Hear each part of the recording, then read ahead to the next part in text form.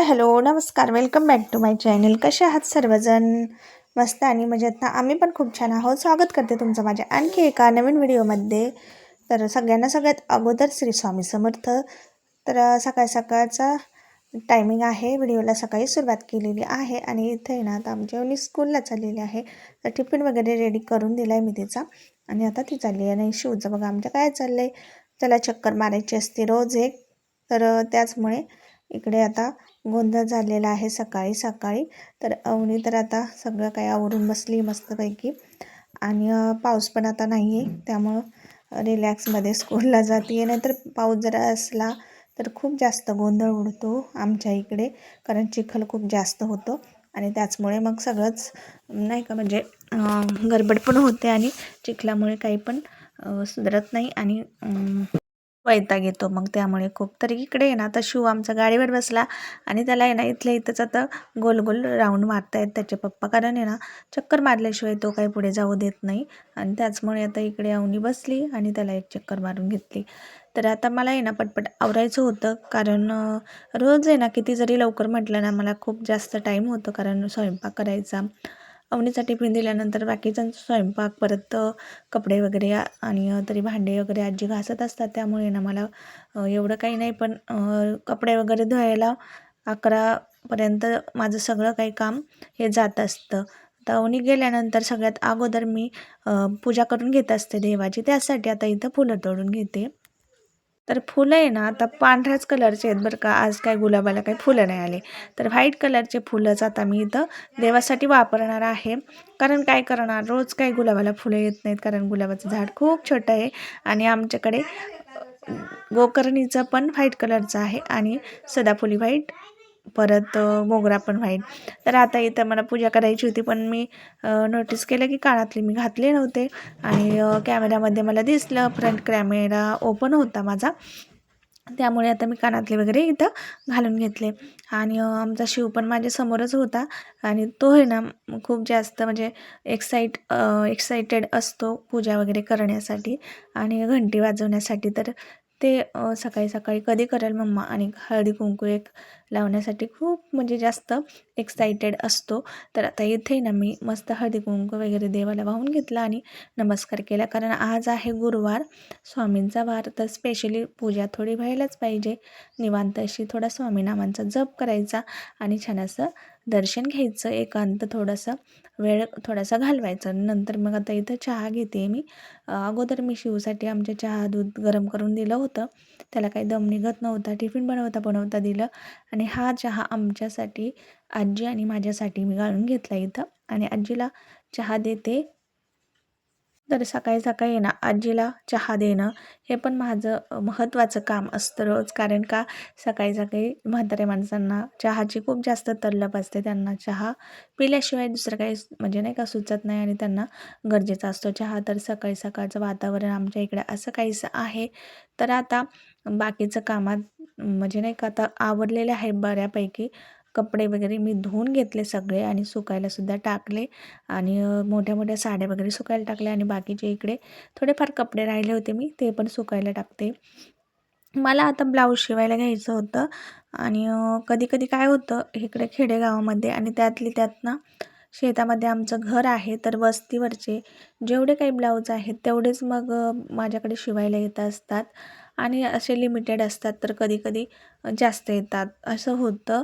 म्हणून आहे ना मग काय होतं, गडबड गोंधळ उडतो माझा कंटिन्युअसली जर आपण शिवत राहिलो ब्लाऊज, तर मग अशा गोष्टी आपल्याला नाही का म्हणजे सवय होऊन जाते त्या कामाची. पण आहे ना आमचा शिव पण लहान आहे आणि रोजच्या रोज मला मशीनवर जास्त काळ बसणं शक्य होत नाही, कारण 11-12 वाजतात आवरायला कामं घरातली आणि नंतर मग खूप कंटाळा येतो. आणि त्यातली त्यात माझं आहे ना यूट्यूबचं पण चॅनल आहे, व्हिडिओ शूट करणं, एडिटिंग करणं हे खूप जास्त मला जड जातं. पण काही हरकत नाही, कारण स्वतःच्या पायावर आपल्याला उभा राहण्याची धडपड जर असेल ना तर आपण सगळ्या गोष्टी मॅनेज करू शकतो, असं काहीसं माझं आहे. तर मी पण आहे ना खूप जास्त लवकर आवरण्याचा प्रयत्न करते. सकाळी मी 6, पावणे 6च्या दरम्यान उठत असते.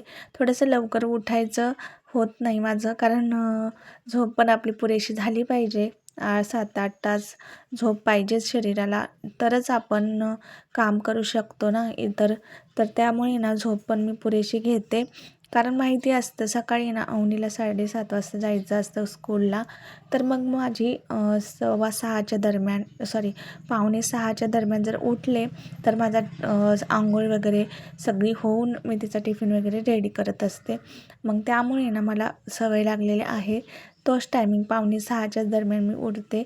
त्या अगोदर उठत नाही, कारण 7 ते 8 तास झोप पण कंप्लीट झाली पाहिजे. कारण दिवसभर थोडाही वेळ मला झोपायला भेटत नाही.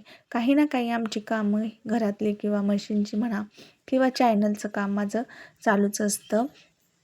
त्यामुळे ना मला झोपणं काही शक्य होत नाही. आणि घरात आपण राहिलो आणि बाकीचे कामाला जात असतील, बाहेर जात असतील लोकं, त्यांच्यापेक्षाही कमी काम नसतं घरामध्ये. कारण सकाळी उठल्यापासून जे आपला हात चालू असतो तो दिवसभर चालूच असतो. आणि त्यातली त्यात एखादा व्यवसाय करायचा म्हटलं ना घर सांभाळून, तर खूप जास्त जड जातं काम करणं. पण आता स्वतःच्या पायावर उभं राहायचं, स्वतःची कमाई आपल्याला थोडीफार तरी पाहिजे. स्वखर्च आपण स्वतः भागू या हिशोबाने आपण थोडंफार तरी कमवलं पाहिजे, जेणेकरून आपण आपलं म्हणजे नाही का गरजेचं साहित्य म्हणा, गरजेच्या वस्तू आपल्यासाठी काहीतरी स्वतःसाठी घेऊ शकतो. किंवा आपल्या मुलांसाठी सुद्धा हक्काने काही गोष्टी 4 पैसे आपण खर्च करू शकतो. इतर कोणावरही म्हणजे नाही का अवलंबून अजिबात राहायचं नाही. कारण काय होतं, इतर लोकांवर जर अवलंबून आपण राहिलो तर आपले तर स्वप्न मागं पडतात. आपल्या बी आशा अपेक्षा ज्या असतात त्या आपल्या तर कधीच पूर्ण होणार नाहीत. पण आपली जी मुलं असतात, छोटी छोटी मुलं, त्यांच्यासुद्धा खूप छोट्या छोट्या गरजा असतात. त्या पण आपल्याला पूर्ण करायच्या असतात. त्या आपण इझिली करू शकतो. नाहीतर इतर लोकांच्या भरोश्यावर आपण लहान लहान गोष्टीसुद्धा आपण करू शकणार नाही. त्यामुळे ना कधी पण छोटंसं काहीतरी करा अशा म्हणजे नाही का विचारायची तर मी आहे. कारण कुठं जरी गेलं ना आणि कुठं बी राहिलं तरी मी आपल्याला म्हणजे नाही का स्वतःचं खर्च स्वतः भागवेल एवढं तरी कमवलं पाहिजे. आणि जास्त तर कमवलं तर ठीकच आहे. आणि त्याचा पण प्रयत्न माझा चालू आहे. तर होईल तेव्हा होईल आता ते. पण आपलं प्रयत्न आपण नाही का त्याच एका गोष्टीवर आपलं अवलंबून नाही राहायचं. तर थोड्याफार गोष्टी आपण सतत करत राहायच्या. कुठलंही काम करत राहायचं. आणि आहे ना कामं करायला आहे ना इकडे भरपूर म्हणजे असं जास्त काही नाही आहे. फक्त मशीनचं काम माझं सध्या चालू आहे.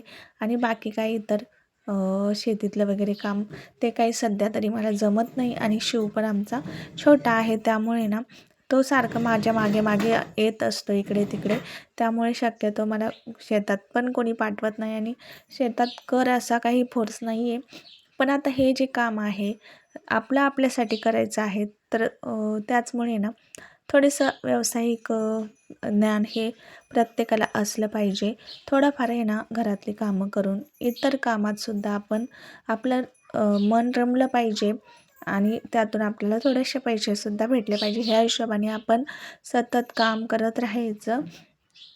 काय होतं मग आपण जर केलं तरच आपल्याला, नाही तर कोणीही विचारत नाही बरं का. घरातले फक्त कामं करा, जेवण करा, बस. याच्या व्यतिरिक्त थोडंफार आपल्याला लागणारं साहित्यसुद्धा आणून देतात. पण ते खूप टाईम म्हटल्यानंतर, कारण जेव्हा आपण स्वतः कमवू ते हक्काने आपण लगेच केव्हा काही पाहिजे तेव्हा लगेचच घेऊ शकतो. तर आता आहे ना ह्या 3 साड्या आहेत. तर त्या आता एकाच कस्टमरच्या आहेत. तर 3 साड्या, 3वर ब्लाऊजसुद्धा मला रेडी करायचे आहेत. तर आहे ना मी आता ह्या सगळ्या साड्यांवरचे अस्तर मागवलेल्या आहेत. आणि परत 5-6 साड्या मी आता ठेवून दिल्यात. कारण का त्यावरचे पण मला ब्लाऊज शिवायचे आहेत. पण हे जरा अर्जंट आहे, त्यामुळं म्हटलं ह्याचंच म्हणजे सुरुवात ह्याच्यापासूनच करावी. तर आता हे 3 ब्लाऊज म्हणजे आधी रेडी करणार आहे. तर मला रोज काही शक्य होत नाही. म्हणजे एकदमच 3-3, 2-2 ब्लाऊज कधी मला शक्य होत नाही. मला दिवसभरात मी एखादं 1 ते 1.5 तासात ब्लाऊज कंप्लीट करून मग मी बाकीचा वेळ मी दुसऱ्या कामाला देत असते. कारण पूर्ण वेळ मी शिलाईसाठी देत नाही. तर एखादे तास मी फक्त मशीनवर बसत असते. कारण आणि जर अर्जंट असेल, एकाच दिवशी जर सगळे पाहिजे असेल, तर मग मी कंटिन्युअसली काम करत असते शिलाईचं. पण शक्यतो बाकीची कामांना पण मला वेळ द्यावा लागतो आणि लहान लहान मुलं आहेत त्यांच्यासाठी पण आपल्याला खूप काही गोष्टी दिवसभरात कराव्या लागतात. त्यामुळं मशीनला मी जास्त टाईम देत नाही. तर आता हे जे ब्लाऊज आहेत मी कट करून ठेवलेत तिन्हीसुद्धा. आणि आता अस्तर वर कटिंग केली आणि बाकी मेन फॅब्रिकवर पण केली. आता ह्या 3 साड्या आहेत त्याला फॉल पण लावायचा आहे. तर आता फॉल पण मागवलेत मी. तर आता मी अगोदर ब्लाऊज शिवून घेणार आणि नंतर फॉल लावून घेणार आहे. अगोदर फक्त ब्लाऊजच महत्त्वाचे असतात, म्हणजे पटपट शिवणं शक्य होतं म्हणजे. आणि 10-15 मिनटं खूप झाले फॉलसाठी. तर त्याचमुळे ना अगोदर जे अवघड कामं असतात आपली ती आटपून घ्यायची आणि नंतर सोपी कामं करायची. तर आता ह्याच हिशोबाने मी हे कामं म्हणजे इथं आता तयारी करून घेतली उद्यासाठी. आता उद्या आहे ना मी हे ब्लाऊज घेणार आहे शिवायला एक एक. तर तुम्ही बघा पुढे. आहे ना हे 3 ब्लाऊज आहे ना एकाच कस्टमरचे, तर कट करून ठेवलेत मी. आता उद्यापासून स्टार्ट करणार आहे मी शिवायला.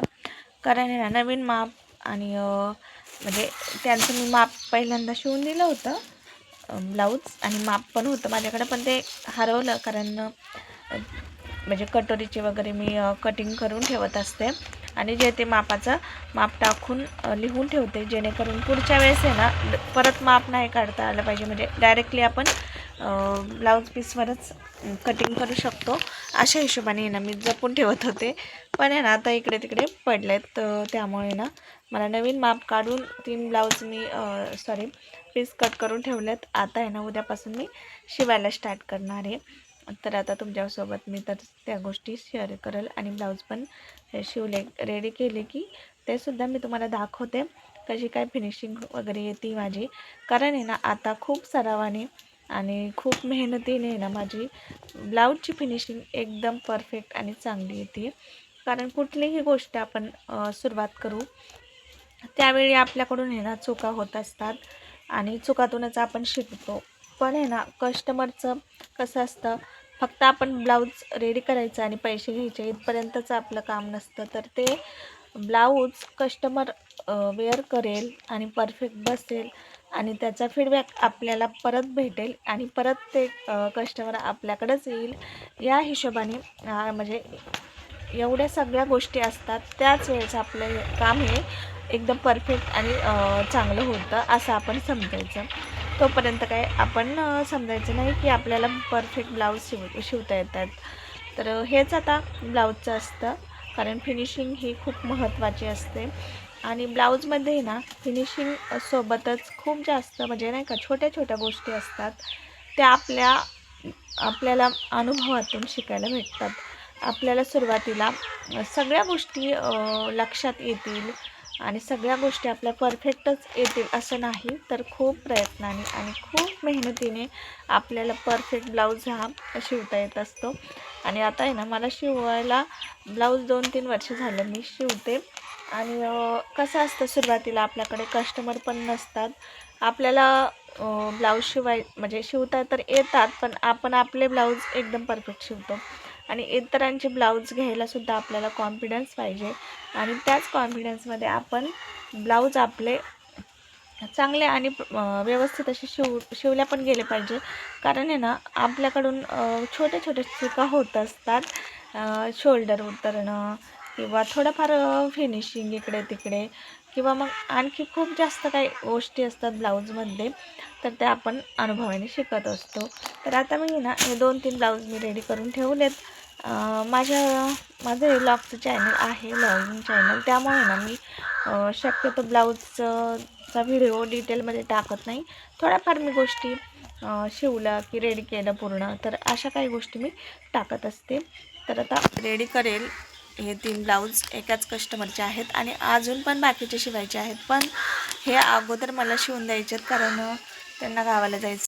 तर आजचा हा व्हिडिओ तुम्हाला कसा वाटला नक्की कमेंट करून सांगा. आवडला तर नक्की एक लाईक करा. चॅनलवर नवीन असाल तर सबस्क्राईब करा. भेटू अशाच एका नवीन व्हिडिओसोबत. तोपर्यंत सर्वांना बाय बाय. श्री स्वामी समर्थ.